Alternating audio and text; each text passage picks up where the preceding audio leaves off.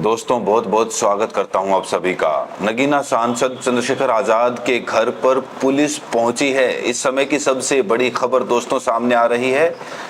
चंद्रशेखर आजाद के घर पर आखिर पुलिस क्यों पहुंची? चंद्रशेखर आजाद ने पुलिस के पहुंचने के बाद क्या बयान दिया है वो भी आपको दिखाऊंगा। लेकिन सबसे बड़ा सवाल ये खड़ा होता है कि आखिर एक सांसद के घर पर सरकार ने पुलिस क्यों भेजी है? क्या कसूर है चंद्रशेखर आजाद का? क्या गुनाह, क्या जुर्म है उनका?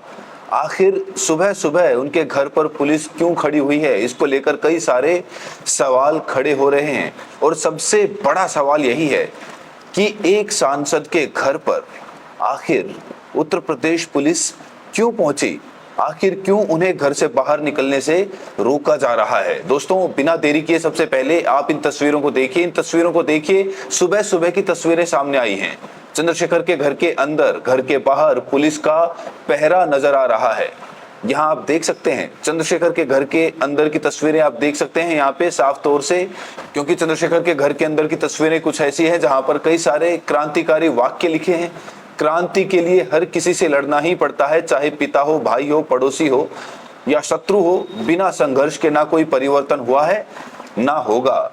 तो यहाँ आप देखिए कैसे पुलिस पहरा दे रही है। और जैसे ही यहाँ इनके घर पर पुलिस पहुंची, चंद्रशेखर आजाद ने एक बहुत बड़ा बयान दिया। चंद्रशेखर आजाद ने सरकार को शायराना अंदाज में जवाब दिया है।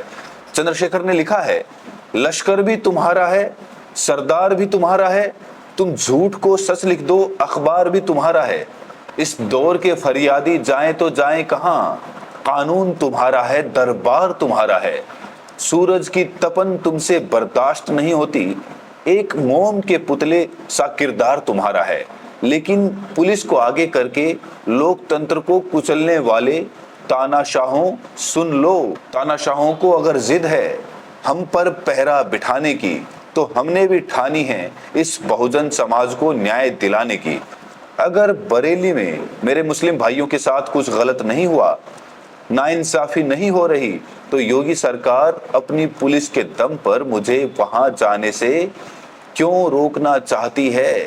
तो चंद्रशेखर आजाद ने यहाँ पर योगी सरकार को आईना दिखाया है और साफ तौर पर यूपी सरकार पर आरोप लगाते हुए कहा है कि ये सब यूपी सरकार की तानाशाही है। योगी सरकार ने ये सब किया है। योगी सरकार मुझे बरेली जाने से रोक रही है। दोस्तों आपको याद दिला दें कि पिछले दिनों बरेली में आई लव मोहम्मद बोलने को लेकर विवाद हुआ था। कई लोगों की गिरफ्तारी हुई थी।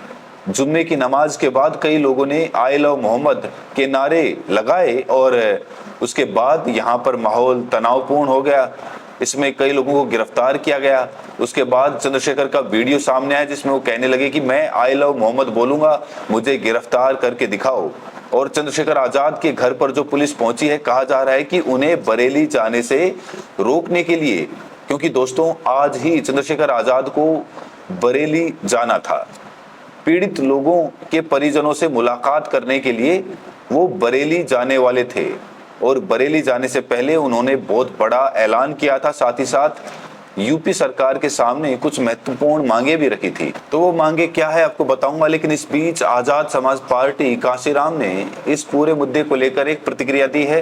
पार्टी की तरफ से बयान आया है कि मुख्यमंत्री योगी आदित्यनाथ की सरकार द्वारा बरेली में किए जा रहे अन्याय के मौजूदा हालात का जायजा लेने और पीड़ित परिवारों से मुलाकात करने जा रहे माननीय राष्ट्रीय अध्यक्ष भीम आर्मी नगीना से लोकप्रिय सांसद चंद्रशेखर आजाद जी को सहारनपुर स्थित उनके निवास पर पुलिस द्वारा डिटेन करना साफ दर्शाता है कि सरकार और प्रशासन सच को सामने लाने से रोकना चाहती है। पीड़ितों की आवाज को दबाने और हमारे लोकतांत्रिक अधिकारों को कुचलने की कोशिश किसी भी कीमत पर बर्दाश्त नहीं की जाएगी। हम अपने समाज के साथ खड़े हैं और न्याय की लड़ाई लड़ते रहेंगे। तो अब आपको बताते हैं कि बरेली जाने से पहले चंद्रशेखर आजाद ने ऐलान क्या किया था, जिसके बाद पूरे प्रशासन में हड़कंप मच गया था। इसी के बाद पुलिस पहुंची है। दोस्तों जब चंद्रशेखर आजाद ने बरेली जाने को लेकर बयान दिया था, ऐलान किया था, उसके बाद ही पुलिस हरकत में आई, उनके घर पुलिस पहुंची है। इन्होंने कहा था कि शामली में अपने सीने पर आई लव मोहम्मद लिखने पर जेल में ठूंसने का मुद्दा हो या बरेली में 26 सितंबर को पुलिस का बर्बर लाठीचार्ज, ये घटनाएं एक धर्म लोगों को बदनाम करके वोट बैंक हासिल करने सुनियोजित साजिश ही नहीं बल्कि सरकार की तानाशाही और घमंड की पराकाष्ठा है। बरेली में मुस्लिम समाज के लोगों का सिर्फ एक शांतिपूर्ण ज्ञापन देने का कार्यक्रम था। इसमें किसी भी तरह की हिंसा का इरादा नहीं था। अगर सामान्य तरीके से ज्ञापन सौंपने दिया जाता तो हालात बिगड़ते नहीं। ज्ञापन तो छोड़िए, नमाज अदा करने तक की अनुमति नहीं दी गई।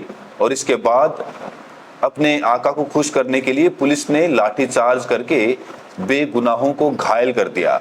अब बरेली में मुसलमानों को इसकी आड़ में सामूहिक सजा दी जा रही है। झूठे इल्जाम लगाकर तमंचे, पेट्रोल बम और तेजाब की बोतलों से हमले का आरोप लगाया जा रहा है, जबकि वायरल वीडियो से साफ है कि छतों से पत्थरबाजी एक सोची समझी साजिश थी। मगर पुलिस साजिशकर्ताओं पर कार्रवाई करने के बजाय बेगुनाहों को परेशान कर रही है। बेगुनाह मुसलमानों को थानों में बेरहमी से पीटा जा रहा है, मीडिया के सामने परेड कराई जा रही है, उनके घरों पर बुलडोजर चलाए जा रहे हैं। दबिश के दौरान महिलाओं और बच्चों तक को निशाना बनाया जा रहा है। मस्जिदों में इमामों और मुअज्जिनों का उत्पीड़न किया जा रहा है, जिससे नमाज जैसी बुनियादी इबादत भी मुश्किल हो गई है।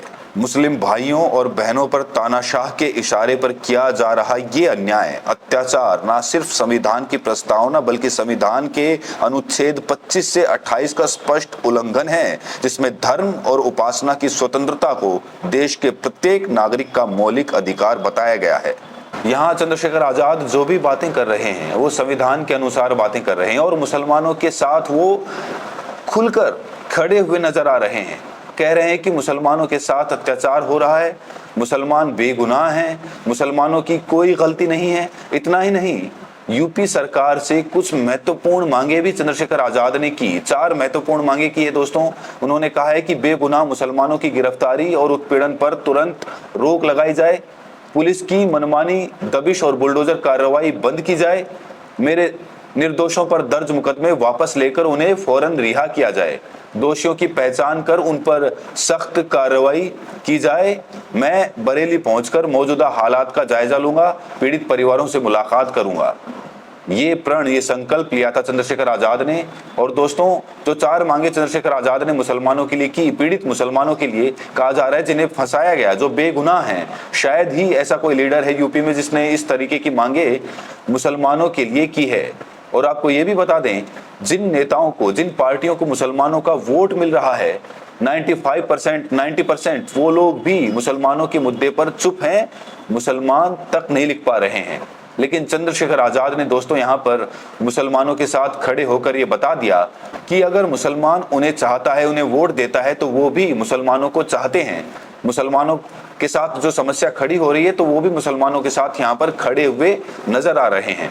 तो इस समय चंद्रशेखर आजाद के इसी स्टैंड की वजह से लोग उनकी तारीफ कर रहे हैं। खास तौर से जो मुस्लिम समाज के तमाम लोग हैं वो चंद्रशेखर आजाद की तारीफ कर रहे हैं। जो लोकतंत्र संविधान में विश्वास कर रहे हैं वो भी चंद्रशेखर आजाद की तारीफ कर रहे हैं। और जो कार्रवाई पुलिस कर रही है उसको लोग गलत बता रहे हैं, कह रहे हैं कि इस तरह से उनको नजरबंद या डिटेन नहीं करना चाहिए। हर किसी को स्वतंत्रता का अधिकार होना चाहिए और कोई नेता, कोई सांसद कहीं भी आए जाए तो उससे पुलिस को क्या दिक्कत हो सकती है।